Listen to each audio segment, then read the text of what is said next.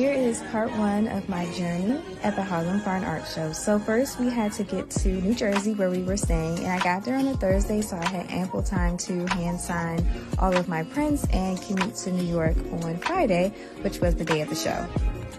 The city of dreams. It look like smog over there, don't it?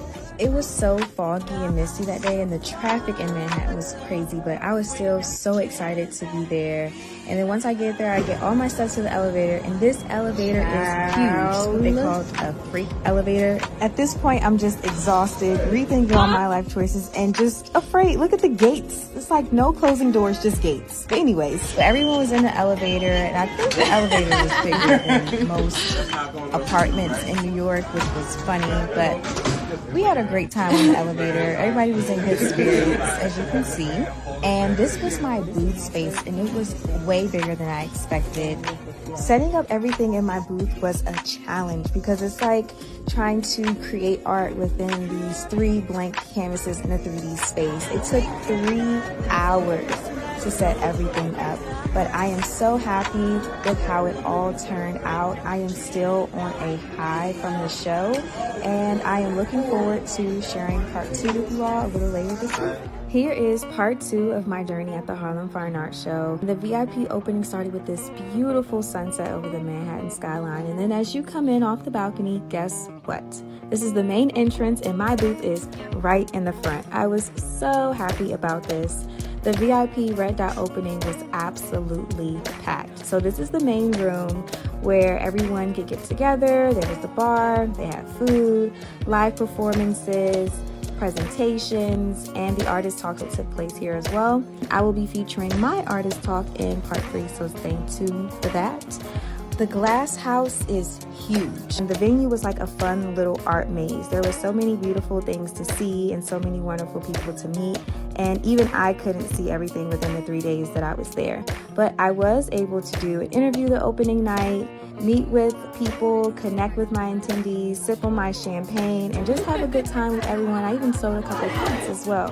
The opening night was such a success, but once everything was over, we wanted some peace and quiet and to enjoy some Thai food. So we went to Tao in the city, and it was absolutely amazing, 10 out of 10. It wasn't quiet, but we still had a great time. My family wanted to celebrate me, so we did a cheers to the night. I have so much more to share with you all, so stay tuned for part 3. Is part 3 of my journey at the Harlem Fine Art Show. The second day started out with an amazing panel discussion / artist talk moderated by the amazing Myra Green.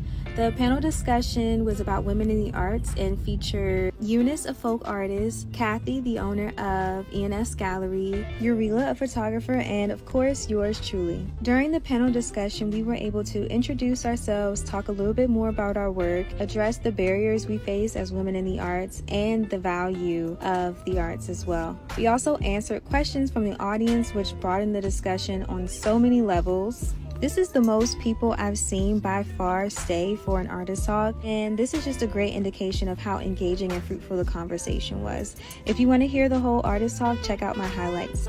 Once the talks were over, so many people came over to my booth to meet me, continue the conversation, and buy some art. So once the day was over for general admission, we went to go grab some food and then came back for Art of Healing, which was an evening event of the Harlem Fine Art Show to celebrate African Americans in medicine.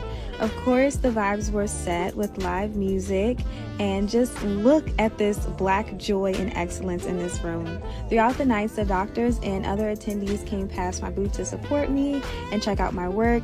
Day 2 was pretty chill, but stay tuned for day 3, the Red Dot Day, where big sales were made, some tears were shed, and lots of magic happened.